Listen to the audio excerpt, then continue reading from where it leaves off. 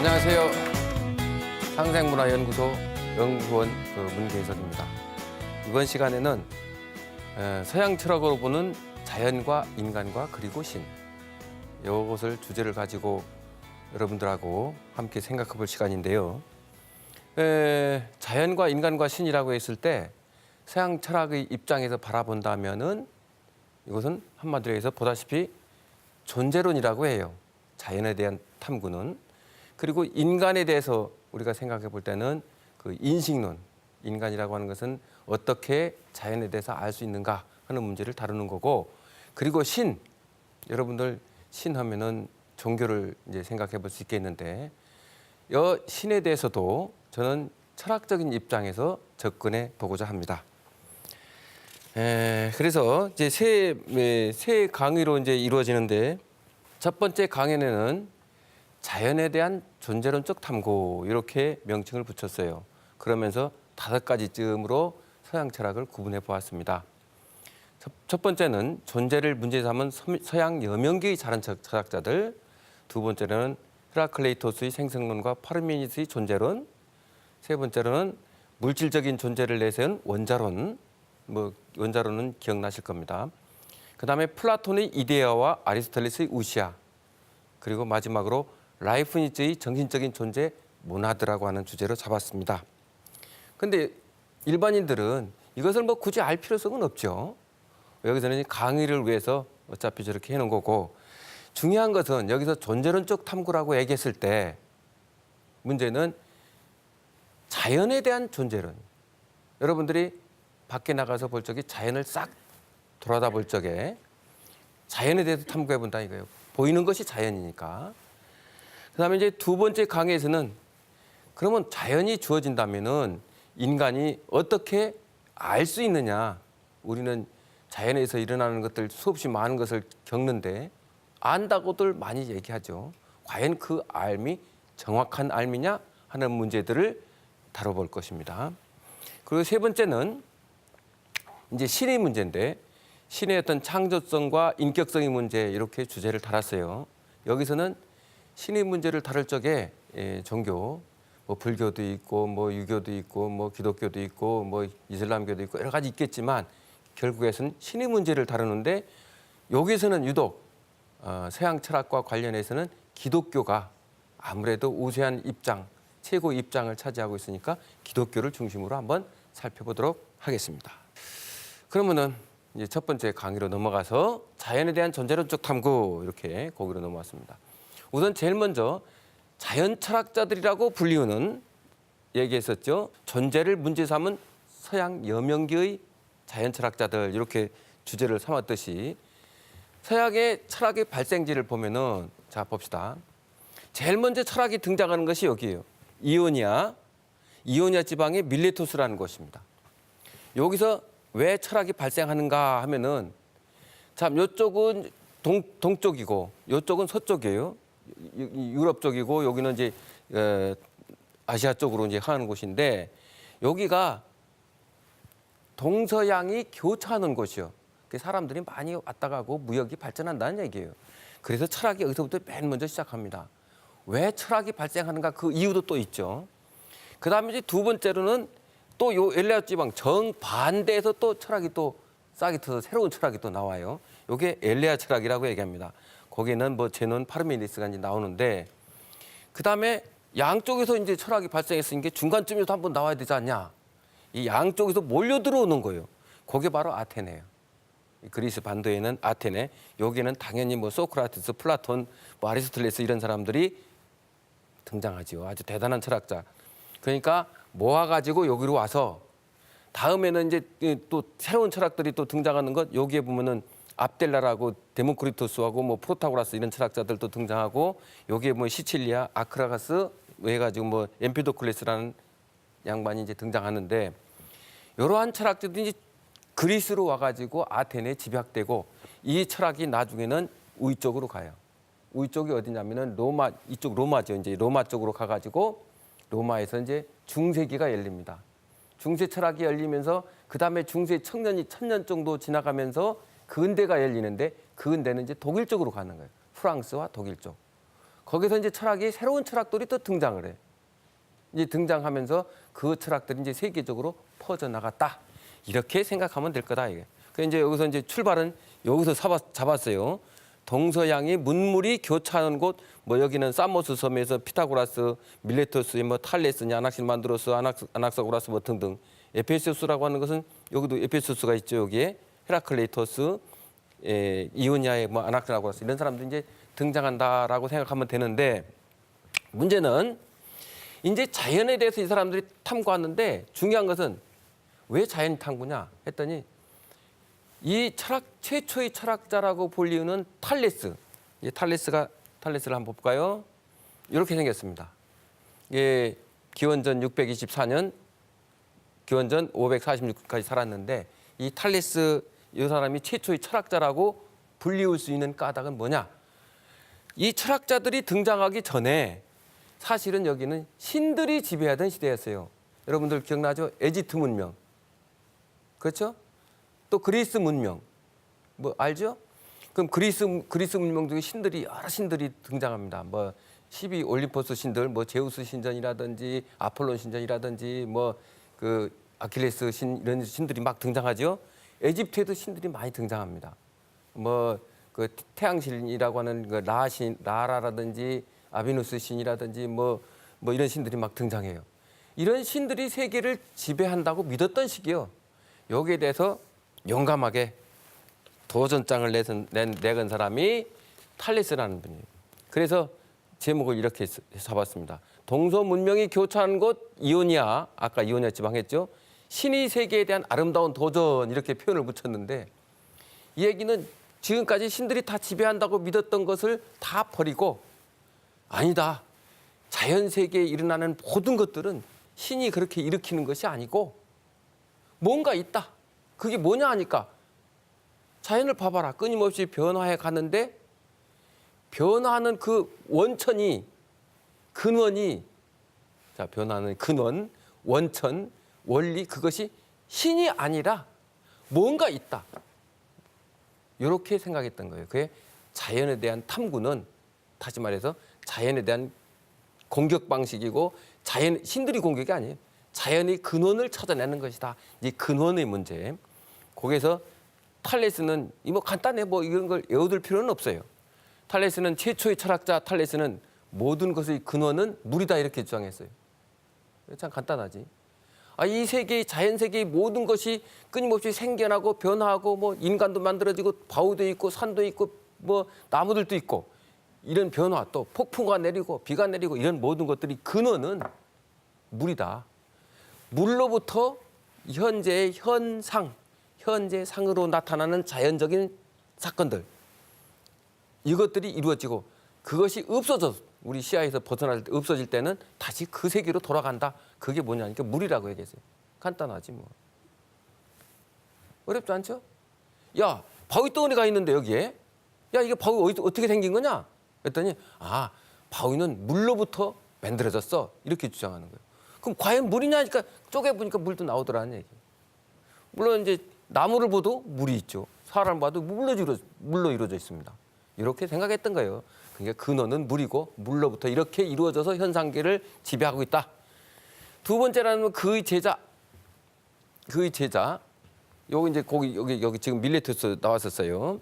탈레스 그다음에 아낙시만드로스라는 사람이 등장합니다. 탈레스의 제자예요. 이 사람은 이제 뭐냐면은 그건 물이 아니고 이 세계를 구성할 수 있는 근원은 무한한 거다. 무한이 한정되어 있지 않은 그 무한한 그 무엇이다. 자, 거기로부터 현상 세계의 것들이 이루어진다라고 주장하는 거예요. 그 무한한 것이 뭐냐니까 아페이론이라고 얘기했어요. 저 뜻은 원래는 무한한 것이 있는데 우주의 근원은 거기서로부터 쪼개 한정이라는 것은 한계를 그어주는 거예요. 이게 철학적인 개념인데 여러분들하고 나하고 지금 이렇게 구분이 되는 것은 나는 나대로 이렇게 돼 있고 여러분대로 그렇게 돼 있다는 한정되어 있습니다. 그 배경은 공간이라고 하는 여기 사이에 끼어드는 거예요. 그러니까 구분이 되는 거예요. 만약에 물과 술이 있다면은 물을 알죠? 술 알죠? 물과 술을 합쳐봐. 한정 경계선이 없으면 물인지 술인지 몰라.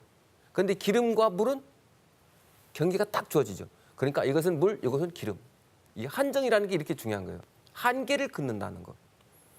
그러니까 원래는 한정이 없었다. 그러다가 점점 더 한정 해가지고 오늘날 이 세계가 이렇게 이루어진 거다. 이렇게 주장한 사람이 지금 아낙시만드로스라는 사람. 굉장히 철학적이죠. 여기로부터 등장하는 식 오늘날이 진화론이라고 이렇게 생각하면은 아마 쉽게 이해가 될 겁니다. 물론 아낙시메네스는 또 그의 제자인데 그냥 공기라고 주장했어요. 별거 아니에요, 얘는. 중요한 것은 자, 모든 것은 근원이 하나라고 주장했다, 하나. 그 하나로부터 현상이 다양한 이 사물들이 이루어져 있다, 나온다, 이렇게 주장했다는 거예요. 그런데 그냥 나오느냐? 아니다. 그 하나가 스스로 변화를 해서 활동성을 가져서 생명을 갖고서 이렇게 이루어진다, 이렇게 주장한 거예요. 그래서 무활론적이다 이렇게 얘기를 합니다.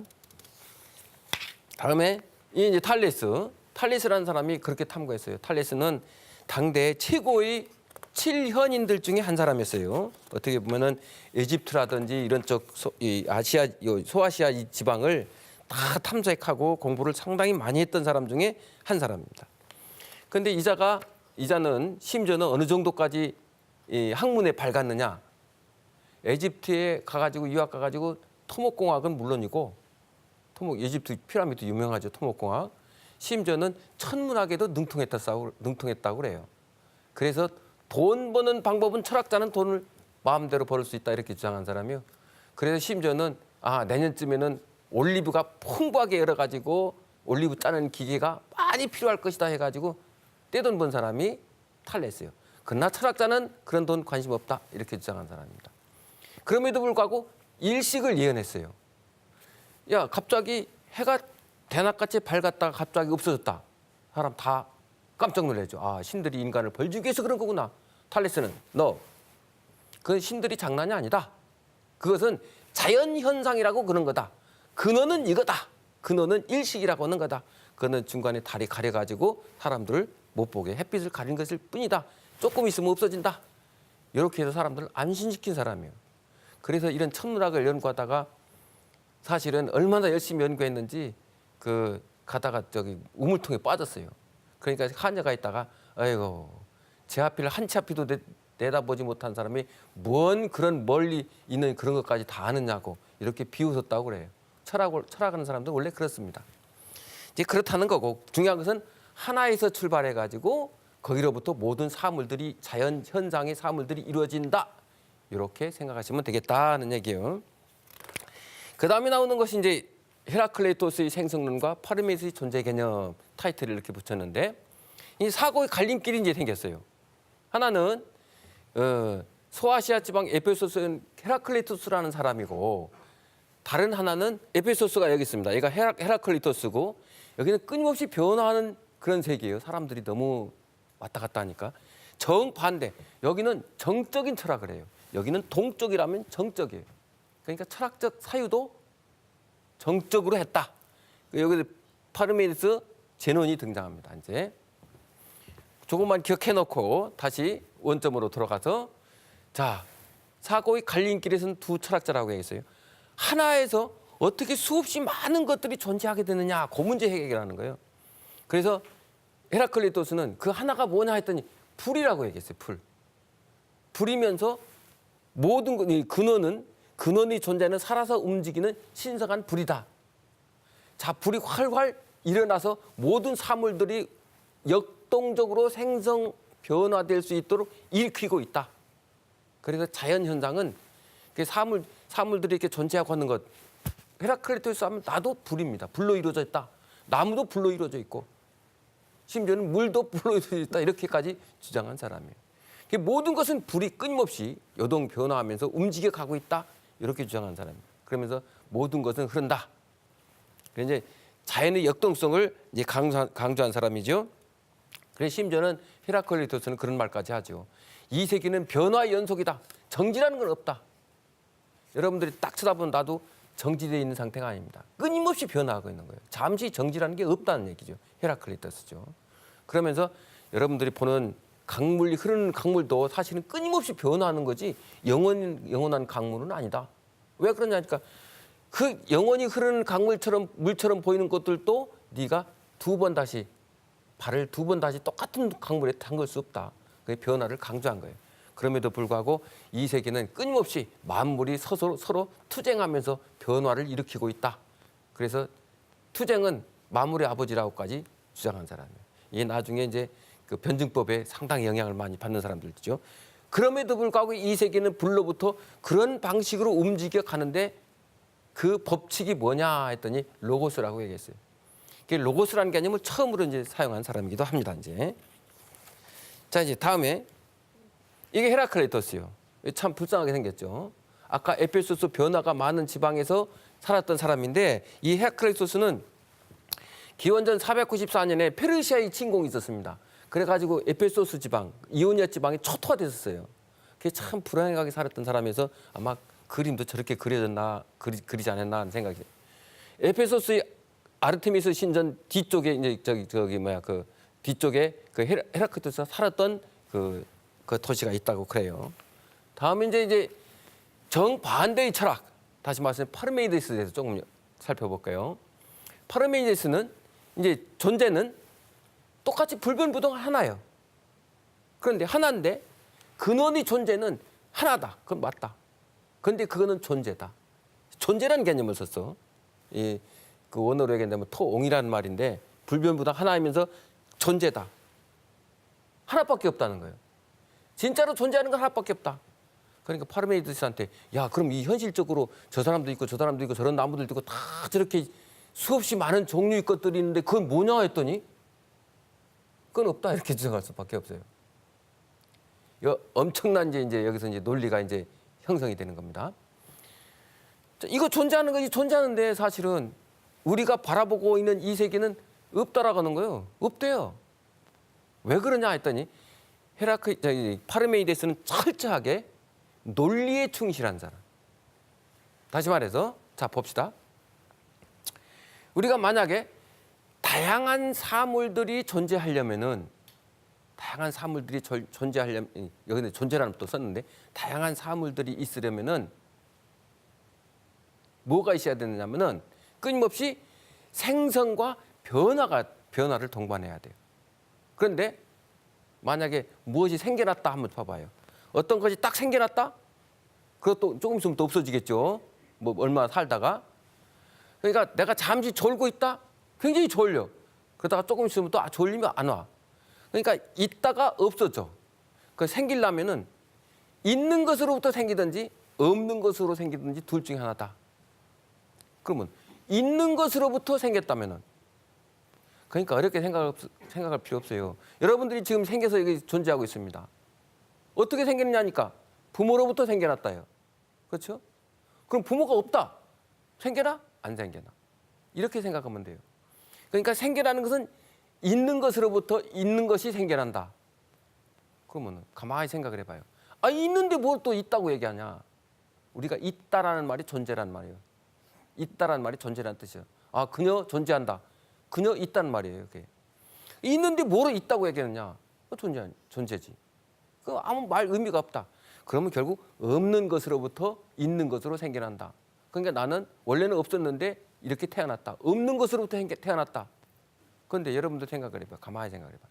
없는 걸 생각할 수 있습니까? 있어요? 없어. 없는데 뭘 생각을 해? 그럼 이렇게 생각할 수 있겠죠? 아니 없는 것도 있는 거 아니냐 이렇게 주장할 거 아니에요. 그게 파르메이데스요. 없는 것이 만약에 없는 것으로부터 있는 것이 생겨났다면은 없는 게 없는 것도 있는 거다. 그러니까 있는 것이 있는 것으로부터 생겨나는 건 무슨 의미가 있느냐 해서 논리적으로 생각할 적이 논리적으로요. 생각할 적이 존재는 생겨나지도 않고 또 파괴되지도 않는다. 있는 것이 없는 것으로 되지도 않는다. 만약에 있는 것이 없는 것으로 된다면 어떻게 되냐 하는 문제 그것까지도 다 얘기를 해요. 이래서 존재는 불생불멸이다. 생겨나지도 않고 없어지지도 않고 불변부동 이렇게 생각했던 사람이에요. 그거 다 존재라고 보았던 겁니다. 자 여기로부터 존재라는 것은 생겨나지도 않고 파괴되지도 않는구나. 그럼 이 세계의 이 모든 만약에 존재가 있다면 하나인 존재가 있다면 그건 불생불멸이다. 이렇게 생각했던 사람. 더 들어가면 더 재밌는데 요게 이제 아까 파르메이데스라는 사람이에요. 그다음에 등장하는 것이 이제 여기 이제 재미있죠. 규리법의 창시자 제논이라고 얘기했는데 이 제논은 파르메이데스의 제자예요. 아까 얘기했죠. 근데 이 사람은 자, 많은 것이 존재하려면은 무한히 분할돼야 된다. 분할의 문제를 가지고 무한 분할의 문제를 가지고 자기 스승의 이론이 진리라는 것을 입증한 사람이에요. 입증. 자, 우리 생각을 해봅시다. 크기를 갖는 것은 무한히 분할돼야 된다라고 가정을 했을 경우, 그럼 무한히 분할해봐라, 생각을 해봐라. 그럼 결국에 가서는 크기를 갖는 것이 나오든지 아니면 아주 없어지든지 둘 중에 하나다. 만약에 아주 없어졌다면, 크기를 갖던 것이 무한히 쪼개가지고 결국 없어졌다면은 없는 거 아무리 보태봐라, 크기 있는 거 나오냐? 안 나오죠. 그럼 결국은 크기를 갖는 어떤 것이 있어야 될 것이다. 요 문제 가지고 고민을 해가지고 자기 이론을 세웠던 사람이에요. 그러면서 그겁니다. 예, 한마디로 해서 나르는 화살은 정지에 있다. 김순영이가 아무리 활을 잘 쏴도 저 활을 여기서부터 쏴가지고 저기까지 맞출 때, 자, 무한 분할이 가능하다면, 요 거리까지 무한한 점들로 이루어졌다면은 화살은 저기까지 도달을 못한다는 얘기야. 왜? 저기 도달하기 전에 반 가고 또 그 반에서 반, 또 그 반에서 반, 그 반에서 반, 영원히 반만 가다가 끝난다. 안 맞는다. 그 얘기죠. 무한 분할이 가능하다. 경주자의 얘기도 그거예요. 자, 저기가 거북이 뛰고 있어요. 저기까지 목표인데 여기서 또 토끼가 아무리 많이 빨리 달려도 거북이를 따라잡을 수 없다. 논리적으로, 현실적으로가 아니라 논리적으로. 왜? 자, 거북이가 이만큼 갔을 때, 내가 이만큼 갔을 때 거북이 저만큼 가고, 내가 또 거기 뒤까지 갔을 때 저기 가고, 결국은 못 따라잡는다는 것이 토끼와 거북이의 얘기예요. 자, 이 얘기가 무슨 얘기냐면은 뭐 이렇게 생각하면 돼요. 여기까지 거리를 놓고 거북이가 여기서부터 출발했어요.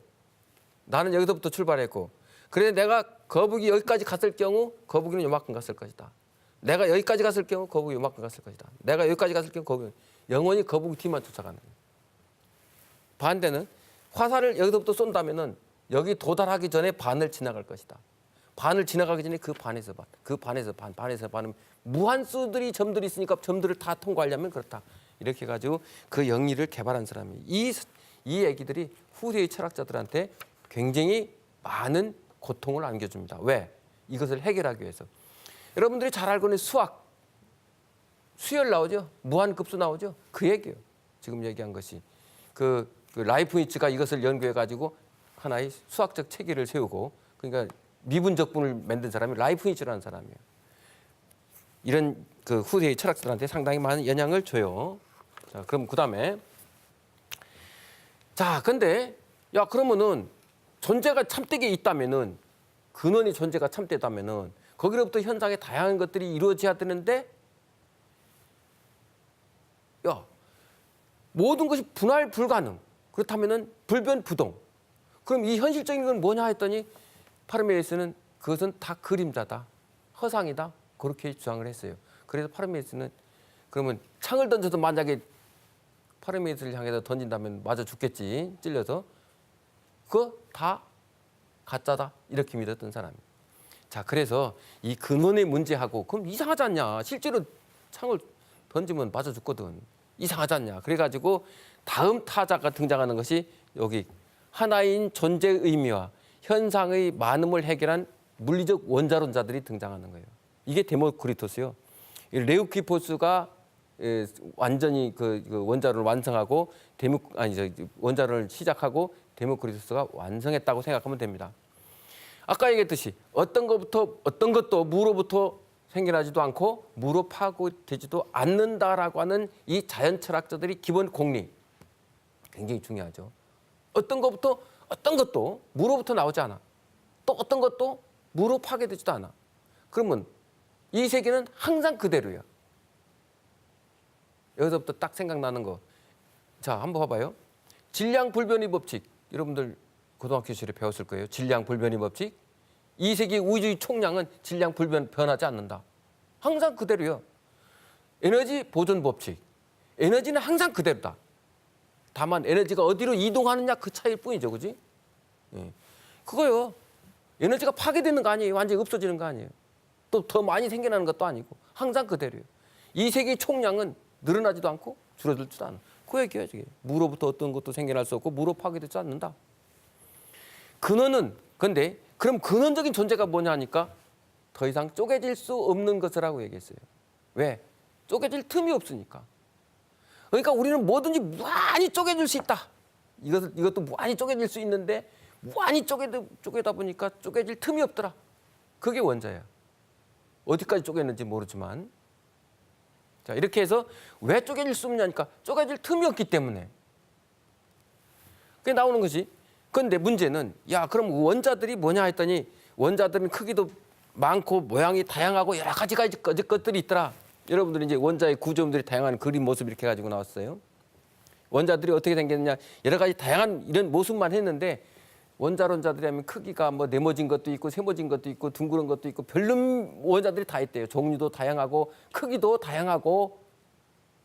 그런데 원자들은 무색무취요. 아무런 색깔도 없고 냄새도 없어. 뭐 이런 존재라고 그래요. 그렇게 주장했고 이거는 제가 이제 빅뱅 우주 얘기인 거죠. 태초에 이 세계가 어떻게 탄생했느냐. 빅뱅 우주로부터 이런 원자들이 이렇게 나오던 과정을 현대 천문학적인 의미에서 얘기를 해봤을 뿐이고 이거는 이렇게 그려봤을 뿐이에요. 자, 다시 원점으로 돌아가서 원자론의 창시자 레우키 보스하고 원자론의 완성자 데모크리토스 이렇게 나왔죠. 그다음에 그런데 문제는 자, 이 원자들이 만나야 사물들을 이룰 거 아니냐. 이것도 원자들로 구성돼 있어. 원자론자라면 눈도 그렇고 머리카락도 그렇고 원자들이 다양한 종류의 원자들이 다르게 결합해가지고 이렇게 이루어졌다라고 하는 것이 원자론자들이에요. 그런데 이 원자들이 운동하려면은 물질적이 아닌 존재가 아닌 그 무엇이 있어야 될 거 아니냐. 있어야 될 거 아니냐라고 하니까 아, 그거 텅 빈 공간이다. 파르메이데스 굉장히 영향을 많이 받아요. 파르메이데스 만약에 텅 빈 없는 것도 있다면 그것도 존재다 이렇게 주장했어. 그런데 원자론자들은 없는 것이 있다면 그것은 공간이다 이렇게 얘기했어요. 거기로부터 이제 비물질적인 공간, 그 무한수의 공간 속에서 원자들이 끊임없이 운동을 하면서 이렇게 만나서 이렇게 이루어진 겁니다. 원자는 정지해 있느냐? 아니다. 원자는 끊임없이 필연적으로 운동한다. 빛보다 빠른 속도로 이렇게 주장하는 것이 원자론자들. 그러면 야, 원자론자들한테 야, 그럼 사람 생각하잖냐? 생각도 있는 거 아니냐? 있지. 그럼 뭘로 이루어졌느냐 했더니 원자들 이렇게 얘기해요. 에이돌라와 같은 아주 미세한 원자들로 이루어졌대요. 그 원자들이 뇌 속에서 끊임없이 치고받고 운동하다 보니까 생각이 나온다. 그러면 야, 내가 바라보는 저 세계의 아름다운 그림들 다 다르게 보이는데 이건 뭐냐 하니까 원자들이 지금 머릿속에 있는 뇌를 탁탁탁탁탁 치니까 그런 생각이 들 뿐이다. 이렇게 생각한 거예요. 그러면 우리 정신 있냐? 정신 같은 건 없다. 비물질 그런 것은 없다. 공간 이외에는 없다. 그러니까 이 세계에 존재하는 것은 무엇만 있느냐니까 원자들 뿐이다. 빈 공간과 이것밖에 주장하지 않아요. 여기서 당장 나오는 것이 유물론자라는 사실에 이게 유물론적 사고. 그래서 원자론들이 유물론적이고 운동은 기계적으로 움직인다 이렇게 주장한 그래서 기계론자들이라고 얘기해요. 이것은 철학사에 뒤에 많은 영향을 또 미칩니다. 자, 다음에 이제 이러면서 결국은 정신적으로 그것을 이제 주장하는 사람들이 또 등장합니다. 이게 바로 아테네 시대의 철학이에요. 아테네 시대의 철학하면은 우리 여기 이제 그 결국 라파엘로가 그린 그림입니다. 르네상스 시대. 여기 보면은 아주 재밌는 이게 아테네 학당인데 이 그림 제목이 아테네 학당이에요. 이게 지금 플라톤입니다. 이게 아리스토텔레스고. 자, 이 그림 보면 대칭 구조로 탁 이루어져 있죠. 그리고 저 뒤에는 이게 밝은 세계로 이루어져 있어요. 세계는. 이쪽은 어두운 세계를 좀 주로 많이 차지했죠. 그래요? 그렇단 말이에요. 저쪽 뒤에는 밝음의 세계, 진리의 세계, 신으로 얘기한다면 신국이요. 이쪽은 현실 세계, 어둠의 세계, 악의 세계 이렇게 생각하면 되고 제일 진리의 세계에 가까이 가 있는 사람이 두 사람이에요. 그다음에 여기 뭐 여러분들 들어봤을 거예요. 디오게네스, 알렉산더 대왕과 어떤 일화가 있었던 통 속에서 사는 사람이잖아요. 디오게네스 철학자 그런 사람. 이 뒤에 있죠. 이거 가만히 생각하고 있잖아. 딱 보면 뭐예요? 생각하는 로댕이지 뭐. 그 르네상스 시대 때 철학자들이 여기 다 등장합니다. 이 이름을 다 그 특징별로. 이게 참 재밌는지 소크라테스도 저기 있어요.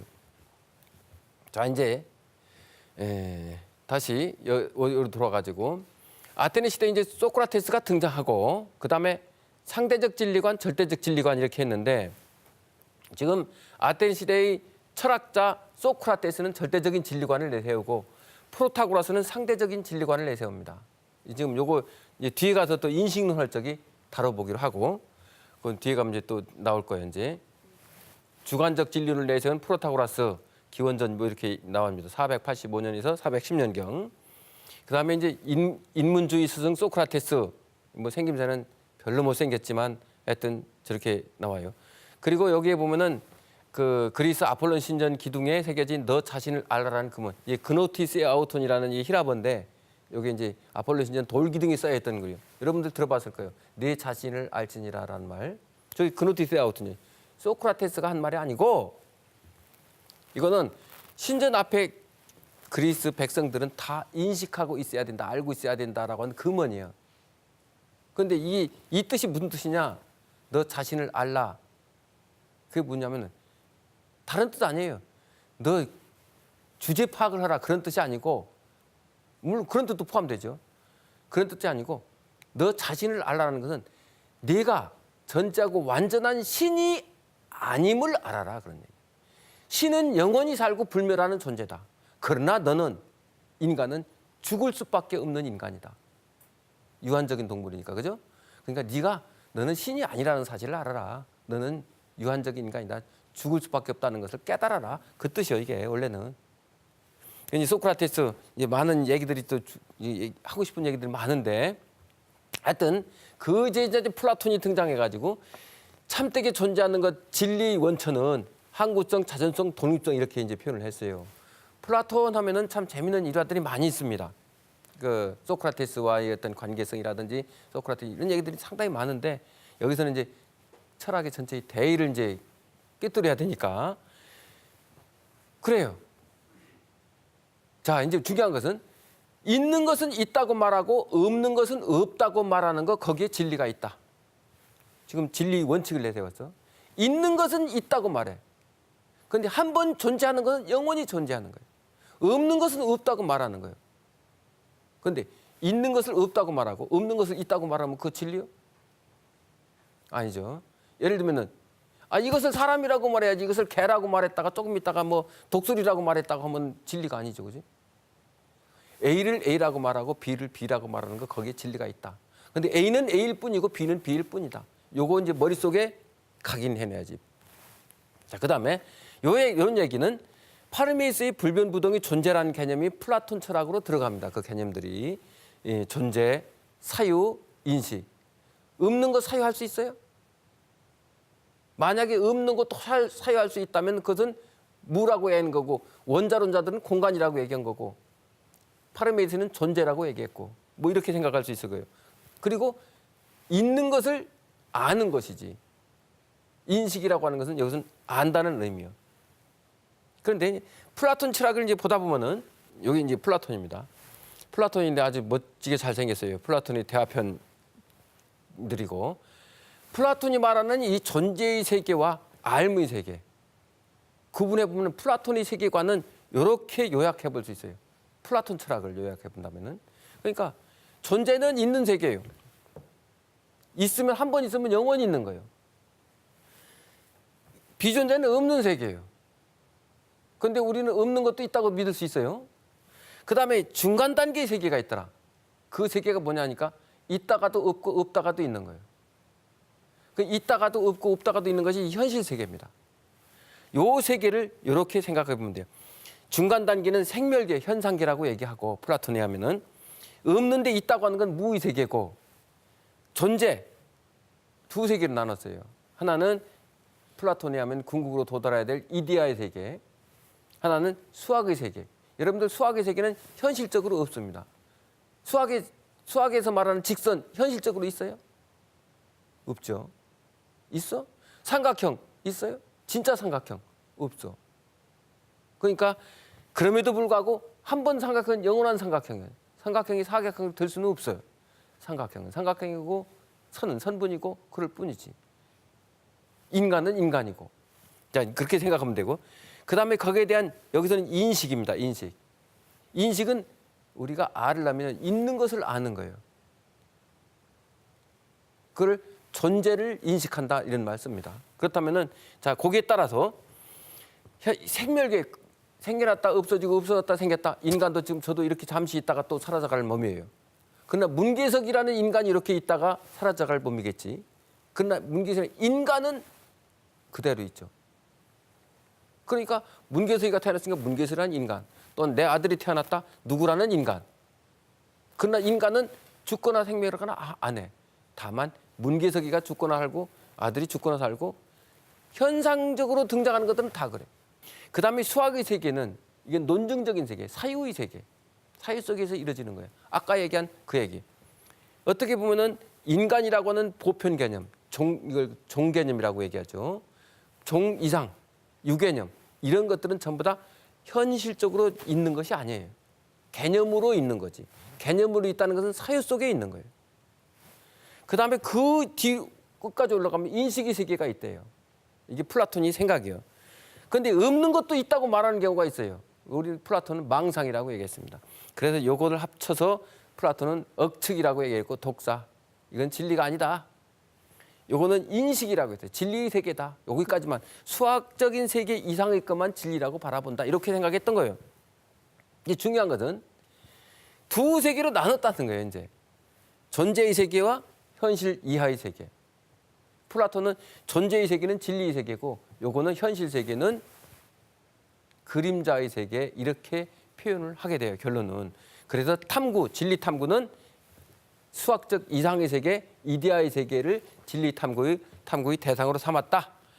이렇게 이제 결국 존재를 이런 측면으로 이해를 했고 이데아의 세계라고까지 주장하게 되는 거예요. 그러니까 플라톤은 도대체 이데아의 세계가 어딨냐니까 지성 속에 있는 거지. 또 이제 더 만약에 종교가라면은 그거는 신국에 있다. 신의 세계에 있다. 이렇게 주장하는 거고. 이 현실 세계는 감각의 세계는 현실 현상의 세계의 것들이다. 그림자다. 생멸 세계다. 이렇게 주장한 거예요. 왜? 있는 것은 있다고 말하고 없는 것은 없다고 말하는 거 거기에 진리가 있다며. 한 번 있으면 영원히 있어야 된다며. 그런데 문계석이라는 여자는 없어질 몸이요. 뭐 기껏해야 뭐 몇십 년 더 살면 없어질 거죠. 그럼에도 불구하고 인간 그건 안 없어지죠. 인간 파괴되는 게 아니잖아. 그러니까 탐구의 대상은 인간 그 자체예요. 뭐 이렇게 생각해 보면은 이해가 좀 되지 않을까 이렇게 이제 넘어가고 그다음에 이제 아리스토텔레스. 자, 그럼 이데아의 세계가 이 현실 속으로 들어옵니다. 플라톤이 아까 얘기했죠. 플라톤에 보면은 그림을 보면은 뒤에 보면은 그게 플라톤의 이데아의 세계예요. 밝음의 세계, 진리의 세계. 그 플라톤은 이렇게 얘기했어요. 플라톤은 아까 그림 보면은 이렇게 얘기하고 있고 아리스토텔레스는 이렇게 얘기했습니다. 자, 진리의 세계는 이 현실 속에 있다. 아리스토텔레스. 플라톤은 이데아에 있다. 천상에 있다. 그 얘기했지 이제. 이렇게 주장했어요. 진리 세계는. 근데 아리스토텔레스는 이 플라톤의 이데아를 현실 속에서 찾았어요. 자, 이제 현실 속으로 들어오는데 이게 현상계로 들어온 플라톤의 이데아입니다. 아리스토텔레스는 어떻게 주장하냐면 이 현실 속에도 실체라는 개념을 사용합니다. 실체라는 것은 진짜 본체라는 뜻이에요. 문계석이 정체가 뭐냐, 실체가 뭐냐. 그건 문계석이는 항상 문계석일 수 있는 그 뭐가 있을 것이다. 그러니까 문계석이라고 얘기하지. 그럼 그게 뭐냐? 그게 실체다. 아리스토텔레스. 플라톤이 하면 그거 이데아에 있다. 이렇게 주장해야 되겠지. 이렇게 해가지고 결국 자연물을 구조를 딱 파헤쳐 보니까 결국 진료와 형상으로 구성되어 있더라. 이게 아리스토텔레스 요게 이제 아리스토텔레스입니다. 자연과학적 탐구의 선구자 아리스토텔레스. 기원전 384, 320년 류케이온에 세워진 아리스토텔레스의 동상. 요거는 아리스토텔레스의 형이상학 책 쓴 거. 그거 나온 거고. 아리스토텔레스 이게 바로 세계의 존재라는 것은 이렇게 존재한다. 개별적인 모든 사물들 자체적으로 스스로 운동하고 변화하는 것들을 이게 실체라고 얘기했는데 그거를 가만히 쪼개서 분석을 해보니까 사유로 머릿속으로 분석해보니까 형상인이 있고 진료인이 있고 작용인이 있고 목적인이 있더라. 형상인도 결국은 이 형상인은 플라톤의 이데아예요. 형상인도 우연적인 형상이 있고 본질적인 형상이 있더라. 또 진료도 제1진료, 제2진료가 있더라. 이렇게 복잡한 아주 철학적인 개념들을 동원해가지고 이 현실을 설명하는데 간단해요. 야, 플라톤에 하면은 이거는 요 인간은 그림자예요. 진짜 인간 보편자로서 이데아에 있어. 이거는 개별자로서 결국은 그림자의 세계예요. 아리스토텔레스는 아니다. 이게 진짜다. 이게 실체다. 자, 이 실체를 분석해 보니까 실체를 구성하고 있는 이 재료들, 여러분들 물 먹고 빵 먹고 이런 걸 먹으면서 어머니 젖부터 시작해 먹음으로써 이 형체를 이룹니다. 이게 진료, 재료적인 거, 물질적인 거. 이게 진료인요, 일종의. 그다음에 먹도록 하는 배고프잖아. 그럼 먹어야지. 먹도록 하는 어떤 작용이 있지 않느냐. 자, 먹죠? 안 먹어요? 지가 먹을 거 아니에요. 지가 살아있으니까. 살아있는 요놈이 작용인이요. 누가 먹느냐? 내가 먹어. 그 나의 정체는 뭐냐? 그게 형상인이에요. 그러니까 형상인이 야, 너 손 달렸으니까 가서 먹어. 그럼 손 부러졌으면 다른 것으로 또 먹여달라고 해. 이렇게 먹어. 진료를 가지고 형상인이 어떤 목적을 실현해 가는 거예요. 그 다음에 뭐냐면 작용하는 거예요. 작용이라는 것은 운동을 일으키는 거고. 결국은 목적은 뭐냐? 인간이 온전한 인간으로 성숙하기 위해서 지금 이렇게 하고 있는 거예요. 요거를 비유를 든다면 이거요. 여러분들 이거 책상에 딱 있으면은 이거 간단해요. 여기에도 사요인이 작용하고 온 거예요. 형상인은 뭐냐니까 지금 이렇게 생긴 책상의 형태의 틀이요. 이걸 우연적인 형상이라고 합니다. 이렇게 생긴 책상, 저렇게 생긴 책상 여러 가지 만들 수 있겠죠? 우연적인 형상. 그 다음에 이건 책상이에요. 이것은 본질적인 형상이라고 그래요. 요 책상. 그 다음에 이것을 만드는 재료를, 이것은 지금 플라스틱으로 이루어졌는데 나무로 만들 수 있어요. 다른 것을 또 얼마든지 만들 수 있어요. 이것은 진료인이라고 생각하면 돼요. 진료인. 그 다음에 누가 만들었어? 제작자가. 예를 들면 목공소 제작자가 이렇게 만드는 거예요. 운동을 가해서 진료의 운동을 가해져서 운동을 가하는데 그 운동을 가하는 진료의 운동을 가하는데 그 운동의 원인은 제작자인데 이 운동인인데 그 운동인은 지성 속에 있는 이 책상에 대한 형상을 그대로 이렇게 만드는 거예요.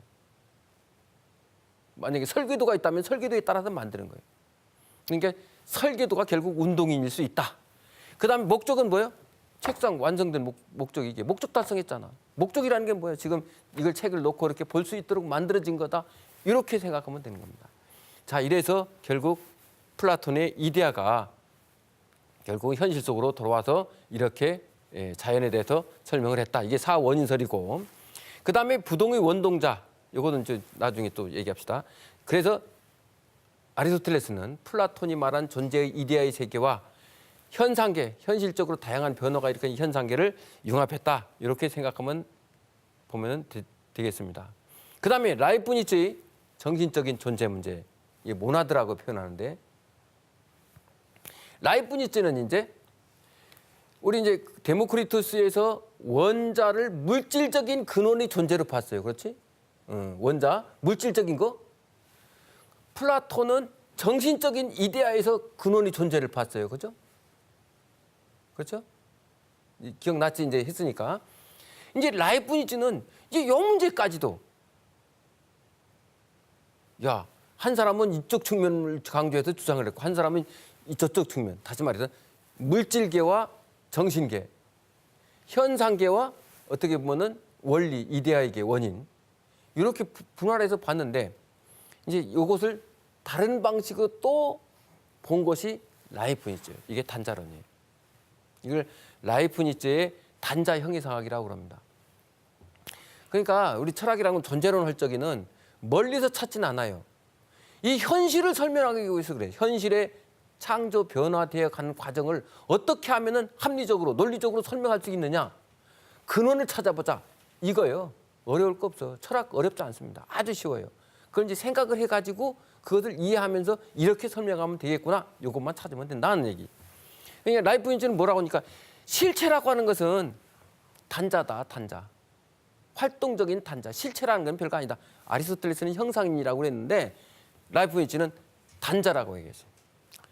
예, 라이프 인점은 이 실체라는 것은 활동적인 단자. 이 라이프 인점은 아리스토텔레스의 실체론 생각을 해야 됩니다. 실체론 우시올록인데 아리스토텔레스의 이 실체론에 이 단자라는 개념을 써요. 이 단자라는 건 무슨 뜻이냐? 모나드인데 모나드는 이 원자론하고 가만히 비교를 해보면 돼요. 이 단자는 물질적인 것이 아니야. 원자론자들은 물질적인 것이라고 했어요. 원자. 쪼개지지 않는 거라고 그랬어. 불가분적이라고 얘기했어.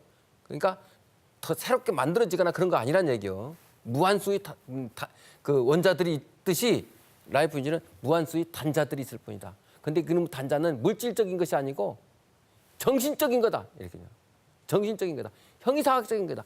그럼에도 불구하고 살아있는 거다. 원자론자들은 원자가 살아있다고 얘기를 하네요. 운동인이 밖에서 주어져. 원자 스스로 안 움직여요. 원자론자들이 하면은. 물론 오늘날의 원자 개념하고 달라요. 그때 당시. 그래서 어떤 운동 법칙이 요구됐었는데 라이프 인지는 자체로 살아있대요. 단자가. 그다음에 단자는 창이 없는 자연의 진정한 원자라고까지 얘기해요. 여기서 창이 없다는 것은 단자는 더 이상 쪼개지지 않는다는 뜻이에요. 우리는 창이 있으면 창 열고 들어가잖아. 이물질이 들어갈 수 있잖아. 아니, 집에서 도둑은 이물질 아니요. 이물질이 창문을 통해서 들어간단 말이에요. 그 창이 없으면 못 들어가. 이물질이 못 들어가 그 안에. 단자는 어떤 것도 그 자체적으로 이물질이 들어가서 깨어지거나 부서지거나 뭐 이런 변화되거나 이런 것이 아니에요. 정신적이니까. 여러분들이 정신적으로 어떤 것을 딱 생각했을 때 예를 들면 정신적으로 원을 딱 하나 그렸어요. 그럼 다른 원을 생각했어? 그놈을 이 원 속에다 집어넣을 수 있어 없어? 집어넣을 수 있지. 집어넣을 수 있다 하더라도 원래의 그 원은 깨져 안 깨져? 안 깨지지. 이런 의미의 단자는 창이 없다 그런 얘기를 써요. 스스로 깨어지지 않는다. 그러니까 원자와 원자는 부딪혀 튕겨쳐 나가. 그런데 단자는 딱 부딪혀서 그 안으로 들어갈 수 있고 포섭할 수가 있어. 정의적으로 원을 딱 생각하면은 원 속에 삼각형 그린 것들도 거기다 집어넣고 사각형도 그려놓고 얼마든지 그릴 수 있잖아. 그려낼 수 있잖아요. 좀 더 큰 원도 그려낼 수 있고 얼마든지 할 수 있잖아요. 그렇지? 예, 이렇게 생각하면 돼. 그러나 원자들은 그렇게 못한다는 얘기예요. 그 차이요. 자, 원자는 질적으로 같은 물질적인 존재다. 그러나 단자는 질적으로 다른 정신적인 개체다. 단자는 그 자체로 창이 없다라고 했으니까 깨지지 않는 거니까 그 자체로 존재하는 거예요. 그러면 스스로 움직여. 원자는 무수하게 다양한 크기 배타적 존재이지만 무한 수없이 많은 원자들끼리 서로 배타적이다. 혼합되지 않는다는 뜻이요. 그러니까 여러분들하고 나하고 지금 이렇게 갈라서 있는 것은 배타적이기 때문에 그런 거예요. 그런데 이놈의 단자는 서로 포섭하고 포섭되는 관계예요. 그러니까 이것도 생각하려니까 골머리 아프죠. 그러니까 하여튼 그러니까 이 원자 개념하고 같은 건데 존재는 특징은 이 단자는 살아있는 거고 스스로 움직이는 거고 포용할 수 있다 그런 의미를 생각하면 돼요. 원자와 다른. 원자는 운동인이 밖에 있으나 단자는 자체로 운동을 가진 엔텔레키다. 이게 엔텔레키야 아리스토텔레스의 철학 개념입니다. 이게. 그다음에 원자는 아무런 생각이 없어요. 그러나 이 라이프니츠의 단자는 의식을 가지고 있어. 의식. 이 의식을 가지고 있기 때문에 결국은 그 욕구와 표상을 가진다. 그러니까 단자들이 수없이 많은 단자들이 있는데 그 단자들이 각자 의식을 가지고 있어요. 그럼에도 불구하고 서로 포섭되고 포섭하는 그런 관계예요. 그러니까 가만히 생각하니까 이렇게 생각하면 쉽지 않나. 라이프니츠 하면 이것도 단자로 이루어져 있습니다. 하나의 단자요. 그럼에도 불구하고 이 속에는 수없이 많은 단자들이 있어요. 머리카락이 단자, 눈이 단자 뭐 여기 있듯이 심장 각자 역할들을 다 포섭하고 포섭해 있으면서 각자 역할들을 활동을 벌이고 있는 거예요. 그렇죠? 그럼에도 불구하고 이 전체는 하나가 움직이고 있잖아요. 지금 피도 수많은 피들이 막 움직이고 핏줄을 통해서 그리고 신장, 뭐 이런 내장이 다 각자 움직여. 세포도 지금 끊임없이 지금 교체하고 있는 거예요. 지금 단자들이 활동해 지금. 머리카락도 그렇고. 그럼에도 불구하고 전체는 하나이듯이 포섭과 포섭되는 이런 관계가 단자다. 이것을 가지고 이제 이 세계는 뭐냐니까 이 세계는 하나예요. 그러니까 이 세계는 우리 신체와 똑같은 방식으로 움직여가고 있어. 아주 질서정연하게. 만약에 한쪽에서 지금 저기 화단이 빵 터지면은 다른 쪽에서는 조용하다는 얘기예요. 그럼에도 불구하고 전체로서는 지금 조화를 이루고 있는 거예요. 한쪽이 죽어서 울지만 한쪽에서는 태어나서 웃어. 조화. 지금 이렇게 움직이고 있지만 심장 각자 모든 것이 각기 다르게 움직이지만 전체적으로는 조화를 이루고 있다. 그럼 세계도 마찬가지가 다양한 존재의 것들이 이렇게 움직이지만 전체적으로 보면은 조화를 통해서 지금 변화해 가고 있다. 이게 라이프이지 예정 조화설이에요. 누가 이렇게 만들었냐니까 신이 그렇게 만들었대요. 이제 신의 개념이 서서히 등장해 가는 겁니다. 그래서 보면은 철학적으로 보면 존재론이라든지 이데아론이라든지 원자론이라든지 실체론, 이 신론 이런 것들을 종합하려 해 가고 있다. 이렇게 이해하면은 되지 않느냐. 그래서 이 현실적인 이 세계를 다 설명해냈다. 이렇게 생각을 해보면 되겠습니다. 그러니까 가만히 이제 요약을 해보자면, 가만히 보니까 철학에서 존재론적 탐구라는 건 별거 아니구나. 중요한 것은 이 자연 현상 세계의 것들을 설명하려고 하는데 어떤 방식으로 설명해야 되느냐. 이 현상 세계가 이루어지는 것은 신들이 장난이 아니었구나. 그럼 근원의 존재가 뭐가 있었을 것이다. 그것이 뭐냐? 그것은 참된 존재고 이 현실적인 건 거기서로부터 이렇게 잠시 현실적으로 생겨났다가 다시 그 세계로 돌아가는 것이구나. 그런데 그 존재는 물질적인 거냐? 그러면 원자론. 자연과학자들이요. 왜냐하면 원자론의 계승자들이라고 보면 되니까. 그다음에 정신적인 거냐? 우리 라이프니츠에서 보다시피 이렇게 본다면 형이사학자들이에요. 그건 철학자들이라고 또 얘기할 수 있겠죠. 그러면은 그 배후에 있는 것이 참되게 존재하는 것은 그것은 신이라고 하는 것이다. 라고 얘기한다면 그것은 신학자들이라고 생각하면 돼요. 어려울 거 없죠. 그런데 그건 뭐냐? 찾아내야 돼요. 찾아내서 우리가 분명히 알았으면 이 현실을 설명할 줄 알아야 돼요. 그걸 가지고. 이게 학문이라고 하는 겁니다. 존재론적 탐구라고 하는 것은 그런 방식으로 이루어졌다. 이 정도만 알면은 서양 철학도 별거 아니구나. 큰 틀에서 보면 이런 것이었구나 하는 것을 여러분들도 알 수 있지 않나. 이 정도로 1강을 마치도록 하겠습니다. 감사합니다.